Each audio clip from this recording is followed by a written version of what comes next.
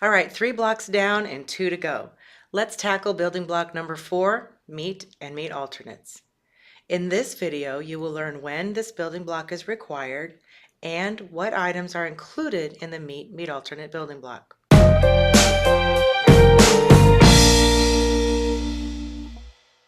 So for breakfast, it is optional, but it can only be credible for breakfast a maximum of 3 times per week.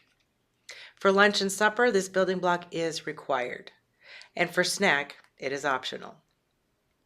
So what items make up the meat and meat alternate building block? Well, first of all, we have lean meats, and that means a meat cannot have more than 30% fat. We also have poultry, which is chicken and turkey. There's also eggs, fish, cheese, nut butters and nuts, tofu, and beans or legumes, and finally yogurt. So let's first talk about the meat, poultry, and fish. First, there are many pre-cooked hot dogs, bologna, and lunch meat that are not 100% meat. And if you buy meat that is not 100% meat, you will have to have a CN label or product formulation to go along with that. Please watch our CN label video for more information on that. So if you buy meat that is 100% meat, you do not need to have a CN label. Be sure you're purchasing pre-cooked meats that do not have any byproducts, fillers, or extenders in them. If you have any questions, just give us a call and we will work together to make sure that your meats are credible on the CACFP. Next, let's talk about cheese. The only kinds of cheese that are credible are real cheese and processed cheese. These both credit the same, so be sure to document that your cheese is either real or processed.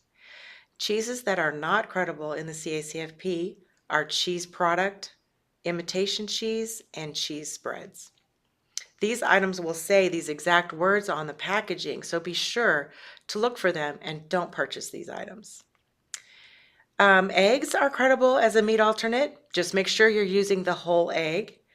Nuts and nut butters, which includes peanut butter, but also soy nut butter and any other nut butter, are credible as a meat alternate. Tofu also counts as a meat alternate, but must be recognizable as a food item in order for it to be credible. If you're interested in serving tofu at your center, please give us a call and we will make sure that you're following all of the USDA regulations. The last food item that counts as a meat alternate is yogurt. There is a new requirement regarding yogurt, and that is that you may only serve yogurts that have no more than 23 grams of sugar per 6 ounces of yogurt. Credible yogurts are yogurts that are plain or flavored, with or without fruit, and are commercially prepared, and they do not exceed that sugar limit.